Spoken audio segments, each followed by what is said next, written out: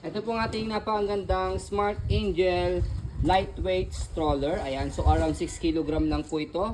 Good for newborn, adjustable po, fully reclined up to toddler na po yan. Approximately 3 to 4 years old, 18 kg. Ayan, ang kanyang specs is reversible handle. Ayan, as you can see. Okay, so fully reclined, full canopy, high seated, and then A4 cast na rin po yung ganyang gulong. So pakita natin yung details po niya one by one. So this is already washed and ready to use ha. Wala po itong faded, wala siyang discoloration. Ayan. So ito yung kanyang canopy. Ayan, blue na blue siya, dark blue. Ito yung kanyang peekaboo. Okay. So next natin ay ang kanyang pagkakahiga. Malapad siya, saka mahaba. Okay. So next natin, 5-point harness, wala po siyang putol. Ayan. Okay. And then, front handle, ayan, meron siyang pad. So press nyo lang po dito. Ayan. Okay.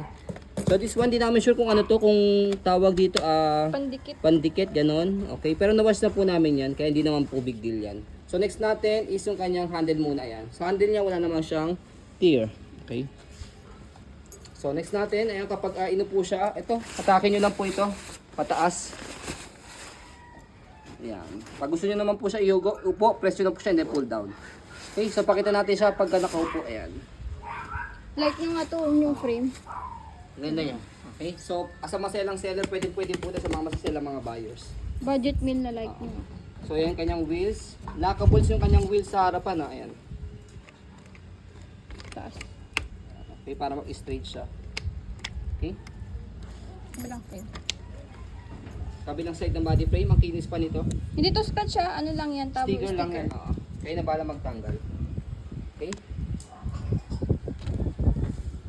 Stopper. Stopper. Boom. Okay?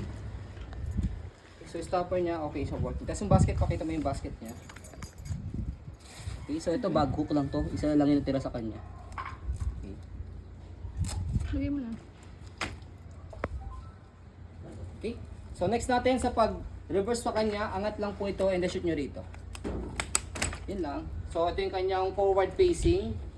So ayan, sobrang smooth i-maneuver po nito. Ayan. So next natin sa pag-fold po sa kanya, fold down yung canopy. Ayan. Tapos sa handle, may note naman dyan, indication is slide para naka-unlock, tapos press yung ilalim. Angat and then pull down. Ganun lang, diyan lang ito. Kapag in-open, same lang din, slide, press, tapos bubukan nyo lang siya. Ganun lang. O kung sakaling mahihirapan po kayo, slide, press, tapos bubukan nyo lang siya, hawakan nyo ng isang kamay nyo po, bubukan nyo lang siya ganun. Kung mahihirapan po kayo sa one hand fold, one hand open. So yun lang, ganun lang siya kadali i-gamitin. So ayan po, so you can see, very details po kami sa akin pong pag-video kasi amin shop policy, no refund, no exchange. What you see is what you get. So ayun po, maraming salamat. Have a nice day and God bless po.